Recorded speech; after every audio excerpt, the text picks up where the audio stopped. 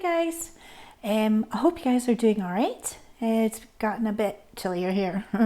We had a snow that we didn't expect. So, as I said last week, we're going to talk about lentils this week.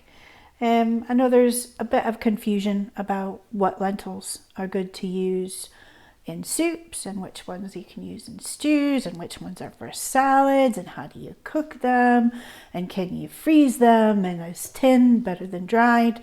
So today we're going to talk just a little bit about lentils. There's technically 4 different types of lentils and I'm going to show you 3. 2 of those lentils can kind of be interchanged with one another. So we have red or split lentils. These can also be yellow. We have brown or green lentils. I've got green lentils here. And then we have what's called specialty lentils, which can either be, there's many varieties of these, but the most common ones are your black beluga lentils and your French puy lentils. So I'm going to have a wee chat with you about which ones are better to use for what things.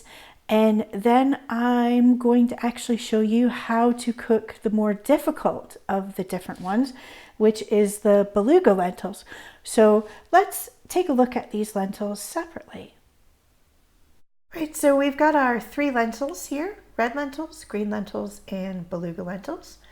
Your red lentils generally are split. They sometimes might be yellow in color. These are great for soups and stews. They cook down really quickly and they thicken everything up. I wouldn't recommend freezing them. Then other lentils we have are green lentils.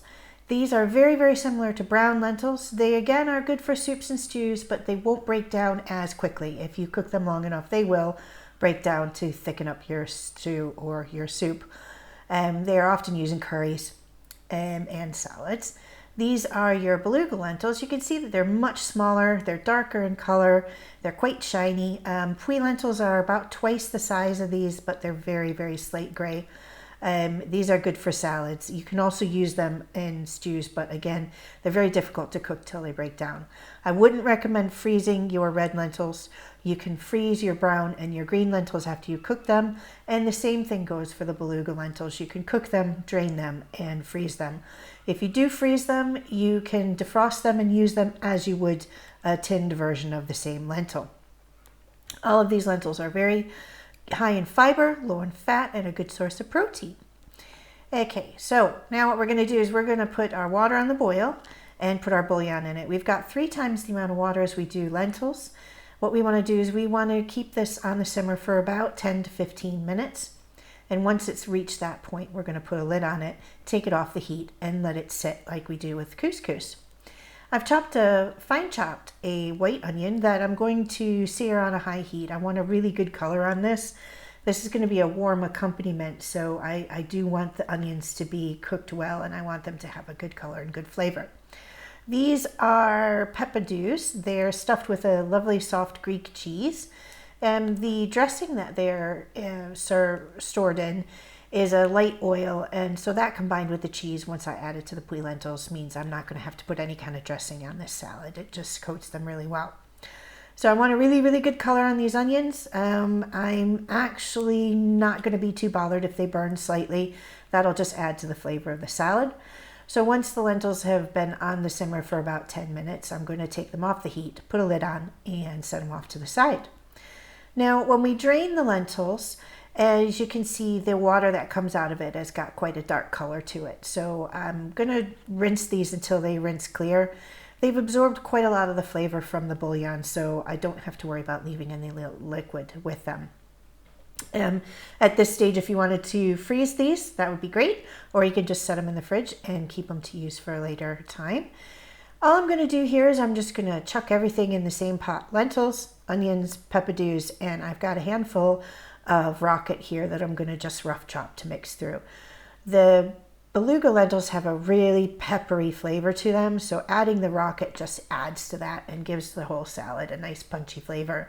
This salad would probably keep for about 2 or 3 days in the fridge. It's really nice warmed through, or if you wanted to just leave it cold and serve it as a side salad or a summer salad, that would be completely all right. Another version of this is one that I will list in the comments below, using feta cheese instead of the pepadews. Right, so that's our black beluga lentil salad. You can use a different variation instead of using the cheese stuffed peppers. Another really nice way to make this is to use raw red onions, feta cheese, and just plain parsley, and with some chopped up sunblush tomatoes. That's actually a really nice summer salad. I did this one because I wanted it to be a little bit heavier. I'm going to use this as an accompaniment for something I'm going to have for my dinner tonight. So I'll put the recipe for this down in the section below, and I will also include it on the blog, which is over on the Discover Cooking webpage, which is discovercooking.co.uk. You can also hit the subscribe button and subscribe to the YouTube channel.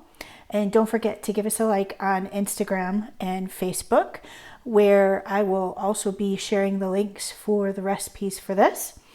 And next week, we're going to be talking about all things beans. I'll be showing you how to make some fantastic Mexican refried beans from scratch using dried beans. And we'll also have a wee chat about the difference between dried beans and tinned beans, and which ones are better to use for what things. So again, give us a like, subscribe so you can get alerts for our next videos. And I hope you enjoyed your lentil salad demonstration, and let us know if you've made it, what you think of it, and I'll see you next week when we're talking all about beans. Bye.